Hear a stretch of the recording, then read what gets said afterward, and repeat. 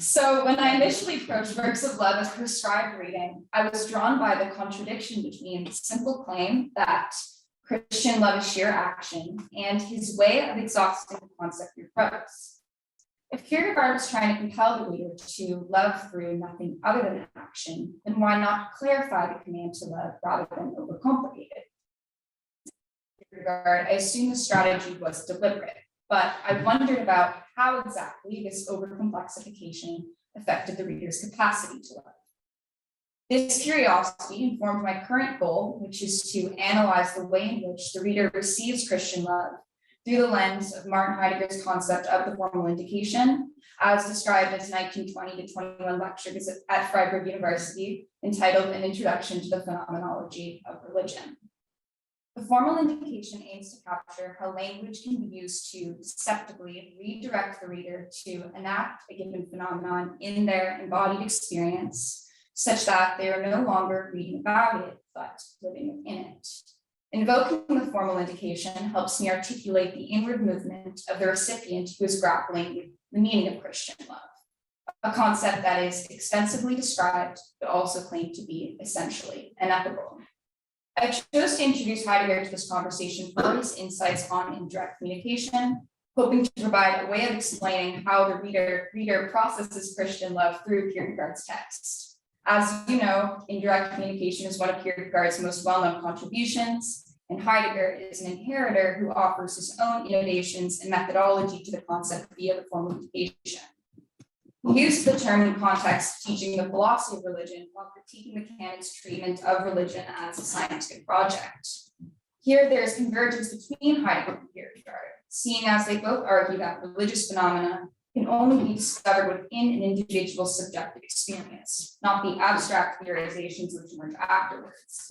He posited the formal indication to counteract philosophy's tendency to objectify and recover how they can be present to us in our most intimate and immediate mode of understanding, which is lived experience. Before diving into my analysis, I will say that I do not think that invoking Heidegger is absolutely necessary for this genre of interpretation. After all, Kierkegaard offers his own extensive reflections on his communication strategies, like in his other works, like My Point of View as an Author and the Concluding on Scientific Postscripts. Although engaging with these texts helped me understand his pedagogical purpose, I was still searching for the vocabulary to explain what was going on in the reader's mind when engaging with a concept that is both seemingly overdetermined and escapes the grasp of a direct definition. Second, I want to mention that I rely heavily on Sean McGrath's interpretation of the formal indication because he provides a clear and systematized summary that was convenient to refer to for the sake of this presentation. Invoking this terminology allows me to show how he indirectly conveys Christian love through a process of deflection and disorientation, which serves to invite the reader to experience the inexhaustibility of God's love. As mentioned by previous presenters, a lot of the important readings of the text examine the distinction between preferential and non-preferential love and disagree about the extent to which the two types can interact in our interpersonal relationships. To recall, preferential love draws from the Greek concept eros, referring to a carnal desire for a particular person or object, compelled by their specific characteristics, like, I love her because she is beautiful. According to Kierkegaard, all instances of preferential love, even friendship, which is phileo, contain a degree of self-centeredness, claiming that even if passionate preference had no other selfishness in it, it would still have this. That consciously or unconsciously, there is still self-willfulness in it. In contrast, Christian love is indiscriminate and unconditional, mirroring God's love for each person. God's love for humankind is spontaneous and unmotivated, as we did nothing to merit God's love. God loves us simply because God is love. Humankind's beckoning to love in the light of God is codified in the commandment of your neighbor. Neighborly love is non-preferential because the neighbor has an arbitrary relation to oneself, since they are simply the nearest person, not the desired person. In this sense, neighborly love involves overcoming the tendency for self-willfulness. Of course, he says that one may love a preferred person, such as a wife or neighbor, but loving one's wife for the sake of her preferred qualities is a lesser type of love than one's neighborly love towards her. For instance, loving her even if she were to lose those qualities. His epitomization of Christian love reflects the belief that God's creation is the greatest act of beneficence, and God's indiscriminate love for humankind is the foundation of our freedom and distinctiveness. God's love for the individual is like our fingerprint, insofar as it's both a common element that we all share and a way of marking our uniqueness. All of us seek to recognize our distinctiveness. He dramatizes our predicament by likening a person to a poor, insignificant little flower who yearns for recognition, pleading, "Let me become something in myself, something distinctive."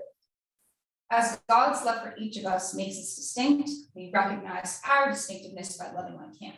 And loving like him involves grappling with Christian love's enormity. The paradox is that loving a person for the sake of their unique qualities does not make that person realize their specialness, but rather the individual who is loving realizes their specialness through the act of loving. In my own analysis, I maintain the concept of Christian love is non-preferential, but I think this concrete feature does not holistically encompass what he is expressing about Christian love, including his claims about the conditions which permit it to be understood. So I'll be stepping away from the non-preferential and preferential distinction, as this type of analysis often opts for a direct reading of the text. Like many before me, such as Jamie Ferreira, Paul Mueller, and Elizabeth Jagstra, I'll be paying close attention to the more cryptic and idiosyncratic elements of the text, which lend itself to an indirect reading. There is a more obvious connection between Kierkegaard's indirect communication style and his pseudonymous works. The pseudonyms permit him to embody a multitude of perspectives and allow his reader to engage in dialectic with those perspectives. This mode of communication is indirect because he does not thrust a dogmatic solution upon the reader. Rather, the reader is presented with options they can grapple with, like a choice between anxiety or faith. The feature I want to focus on is the reader's participation, as he relies on the embracement of the choice to render the Christian meaning out of the text. With works of love, it's less obvious, I suppose, how he wants his reader to engage with it because the overall message is seemingly direct. He simply tells us that the erotic lovers deceptively believe their love is the highest, but that is not so because their love is not secured by the eternal. There seems to be no ambiguity there or need for the reader to deliberately participate in order to understand. So to motivate the need for an indirect interpretation, I will draw our attention to works of love's first chapter, warning us to approach the direct narrative of heightened awareness. He tells his reader, we can be deceived by appearances, but we certainly are also deceived by the sagacious appearance, by the flattering conceit that considers itself to be absolutely secure against being deceived. Which deception is the more dangerous? Initially, one might think he is warning us about the seducer that leads one astray from Christian morals.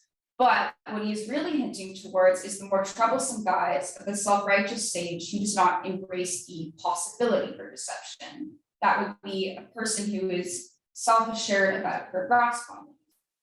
My interpretation is supported by the chapter Love Believes All Things, where he describes love's contradiction between blind trust and immunity to deception. In ordinary life, if one is deceived in love, then one tends to lose trust in love. However, if one commits to trusting everything, no matter what happens, then one safeguards herself against being deceived because there is nothing left to mistrust. The true lover embraces all possibilities and does not fear being led astray.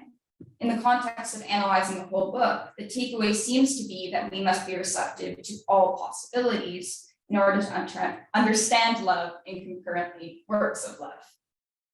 Back towards the beginning, he warns that when we think we see love with clarity, we are really being misled by a reflected image, analogous to the quiet of a lake in the middle of the night, when the darkness is reflected on the water such that we cannot see the bottom. Love is like the ominous lake in the sense that its inner life is concealed from our view. Through this analogy, Kierkegaard hints that the question, what is love, will not be neatly answered at the surface of the text. This might seem strange considering that the word is repeated everywhere and characterizes omnipresent. Like indirect communication, deception is a recurring style of delivery throughout Kierkegaard's works, particularly when communicating Christian concepts. In the point of view, he says that communicating straightforwardly often fails because many already think that they know about Christian principles. Deception challenges the reader's presumed knowledge by deceiving them into realizing an unexpected conclusion. He begins by aligning with the reader's prior conception, then slowly and eventually he uncovers an unanticipated truth. He goes so far as claiming that deception belongs to religious communication, meaning that Christian love as well cannot be articulated without this tactic. However, one may question the extent to which works of love is strategically deceptive if many readers don't engage with this component. For instance, Theodor Adorno claims that Kierkegaard abandons his dialectics for simplicity works of love, which is why he says that it's so unpleasant and tiresome to read. And I suppose when comparing works of love to other pieces, which are more typically interpreted as indirect, it might seem that he abandons this strategy. However, I think that Kierkegaard did not intend for the deliverance of Christian love to be engaged with directly, and he was perhaps cognizant the reader would construe it that way. This assumption is supported by the original but subsequently abandoned preface, where he expresses apprehension that he manages to communicate love. Here, he begs his reader to empathize with the impossible position of an author who attempts to explain love, writing that love is so devoutly oblivious of its works, and the last thing it thinks of is having writers. And yet, even the poorest work of love has the quality of being essentially indescribable, since it is speedier than any shorthand writer's pen, and more deeply intimate than all the writings of the most prolix author. We see that Kierkegaard, who offers his own lengthy account, merely agrees with Adorno's criticism that works of love feels like a tiresome sermon. His self-awareness might make it seem odd that he chose to write in such a didactic tone, considering that he believed Christian love is certainly incommunicable, and even more so under the guise of a sagacious appearance.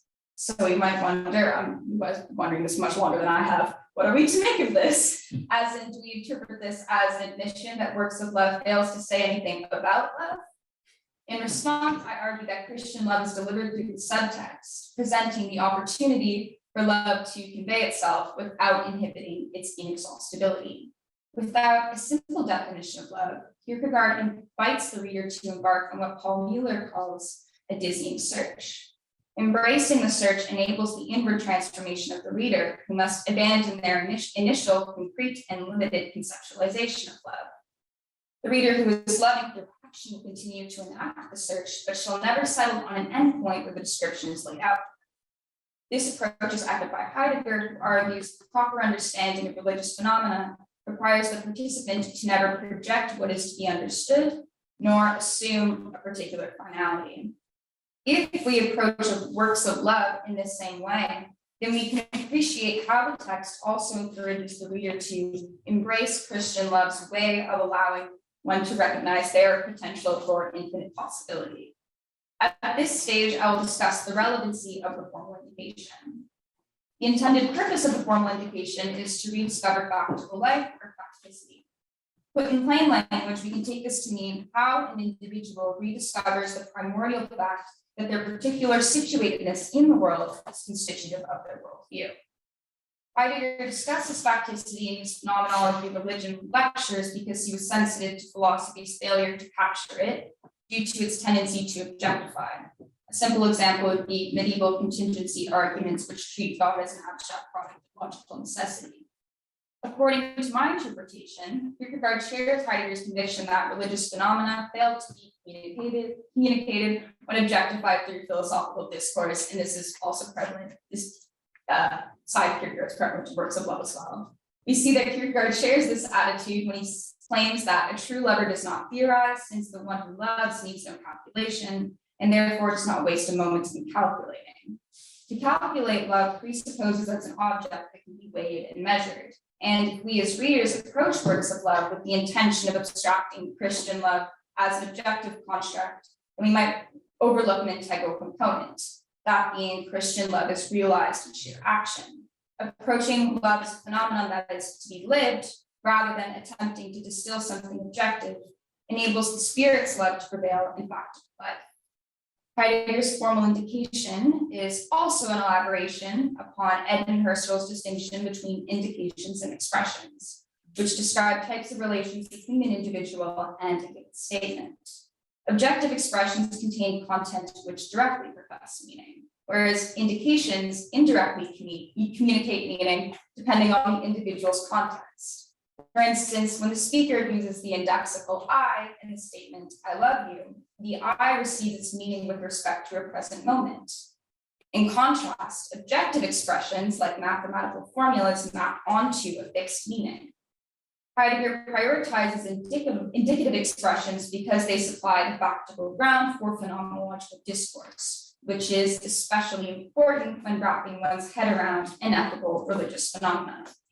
Even though capturing religious experience through language inherently runs the risk of objectification, that is not necessarily the case. For instance, in the immediate moment when the lover claims, I love you, the statement's utterance is grounded in her sincerity.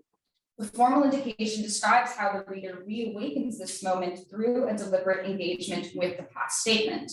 However, there is an acknowledgement that the original moment is irrecoverable, so it's reactivated within the present context of the reader. The defining characteristic of the formal indication is that pivotal moment that shifts the reader from an objective theoretical way of thinking to the incommunicable experience of being in the world.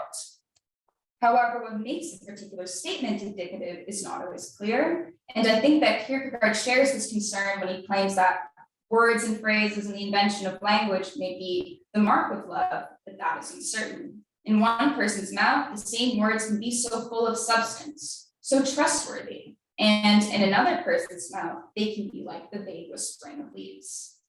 Here it's acknowledged that it's never, in a way, entirely obvious when a body of text is indicative in the relevant way, since it depends just as much on the reader's contribution as the way the text is formulated.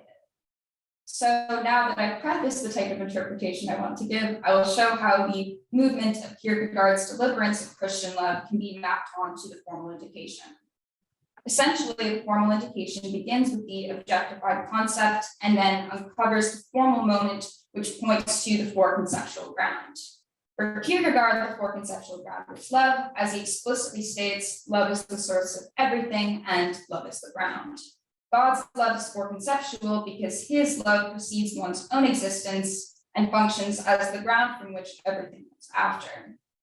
According to McGrath's interpretation, the formal indication can be summarized through the following procedure. The speaker affirms the recipient's initial understanding, then the speaker uses a surprising gesture to deflect the recipient's preconceived conception of that phenomenon. Then the recipient is left with a lack of definition or a crisis that forces them to go beyond theoretical discourse. In the end, factical life becomes the recipient's unexpected topic of investigation, even though it's never explicitly stated. And here we'll see some clear similarities between the formal indication and the minute method, but there's more focus on that specific transition from concrete objective determination to facticity. We see sort of similar communicative structure works of love, as Kierkegaard begins by seemingly affirming the canonical interpretation of love thy neighbor by aligning with the familiar biblical interpretation. He then bewilders the reader by rejecting the possibility for love to be objectively determined because it resists a definition. However, the deflection does not wholly undermine his direct statements concerning love because the indirect message is congruent with the direct one. Specifically, the features of love as selfless, inconspicuous, and helping another to stand on their own. The message is delivered indirectly through the text as Kierkegaard only hints towards his deceptive tactics, as to conspicuously hide the deliverance of Christian love in an unselfish manner. He perceives his deceptive delivery as unselfish, as he says the lover who goes to great lengths to make themselves appear humble is in fact selfish. The Christian lover hardly cares for her appearance, just as he disregards the initial impression which he leaves on his reader, and this impression is perhaps evident in works of love's criticisms. In the end, Kierkegaard's direct statements, the way I see it, sort of function as a meta-narrative that specify the conditions under which Christian love can be communicated. These conditions include a resistance to providing a direct definition, since this would prevent the reader from standing on their own. Lastly, the performative comprehension is initiated by the reader's incessant search for love when the phenomenon escapes the possibility of definition. The inexhaustible search is integral to rendering Christian love, which is essentially ineffable, into one's lived experience. The text merely provides a silhouette of content that allows the reader to participate in this search. Heidegger elaborates upon the search when analyzing Augustine's search for God in Book 10 of the Confessions. God is characterized as hidden, which corresponds with his depiction in religious literature as both an inexhaustible mystery and indubitable to those who experience his presence. Likewise, Kierkegaard describes how we feel God's love flowing out of us, but the place from which it flows is hidden from our grasp. He likens Christian love to a stream that beckons one to curiously follow the path and discover the source. If the individual chooses to follow the stream, they are led deeper into themselves, which may be perpetuated because God's love is bottomless. Heidegger emphasizes how Augustine's search for God overcomes the tendency for objectification because he does not assume the object he is searching for. Rather, he open-mindedly approaches God, asking, what do I seek when I seek God? What do I love when I love you? Augustine's resistance to answer his question finds enactment because he appreciates exploring its vastness over and above arriving at a particular endpoint. So I'm suggesting a similar type of approach to Christian love, and what I mean by that is the reader's intention should not be consolidating the meaning of the term, but rather to open oneself up to what lies beyond the objective determination. The reader cannot presume an endpoint, just as Augustine goes about his confessions without explicitly answering the question whether this or that is God. According to Heidegger, looking for this or that narrows the realm of possibility, thereby closing oneself off from the phenomenon's inexhaustible nature. Kierkegaard eloquently describes the gift of opening one's sphere of possibility in either or, as is written, what wine is so sparkling, what's so fragrant, what's so intoxicating as possibility. Kierkegaard's works of love indirectly achieves this effect by empowering the reader with an active role in the discovery process and providing the conditions which perpetuate an opening of possibility. Unfortunately, the active role of the participant or reader is what makes the formal indication such an unreliable way of communicating. As argued by Sean McGrath, the formal indication's quality of semantically impoverished poses as a double-edged sword, simultaneously allowing the phenomenon to transcend language's tendency to objectify while running the risk of saying nothing. Likewise, the logic underpinning Kierkegaard's deliverance is so convoluted that there's no guarantee the reader will receive it as this inward transformation that readily lends itself to external action.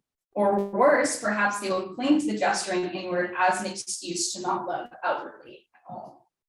Perhaps we can say this issue is reconciled by his straightforward statements concerning love, which clearly emphasize loving as action. At worst, the reader does not embrace this inward aspect, but they will at least take away the surface level messages, which clearly elevate ethical action above all, like to say is no art, but to do is. However, I do think this points to a serious limitation of my analysis. If we prioritize interpretations such as my own, then it is even less clear at what moment the reader is compelled to love others. Despite Kierkegaard claiming that true love is self-denial, I admittedly often succumb to the temptation of doing mental gymnastics inwardly with the futile attempt of reaching the bottom of love's inner life. I also think that Kierkegaard's maze is partially responsible for this temptation because the complexity and cross-referential nature of his prose rewards readers who spend more time deliberating rather than acting. Second, by showing the fittedness of the formal indication to help one grasp the meaning of Christian love, one could say that I validate Adorno's suspicion that Kierkegaard regards love as a matter of pure subjective inwardness, which can be seen as a form of egoism. Philosophers like Heidegger are obviously not concerned with this interminable movement inward, since his project was indifferent towards the ethics of loving others. Whereas for Kierkegaard, a core component of Christian love is spontaneous outward action. So at this stage, I'm still trying to find a way to reconcile the significance of one's inward recognition of love as the ground of their being, accompanied with the inspiration to love outwardly. Simultaneously, defending what I thought was the stronger point of my analysis, which is that Kierkegaard purposely complicates and suspends the meaning of Christian love to preserve the integrity of its boundless nature. I know that one must love oneself in order to love the neighbor, as the command says, love your neighbor as yourself. But at what point does Kierkegaard's readers stop moving inward? I feel as a reader of Kierkegaard, I've fallen into an aphoretic spiral, and this makes me in a way sympathetic to Adorno's criticisms, admittedly. And if anyone has any thoughts on my conundrum, then I would love to hear it.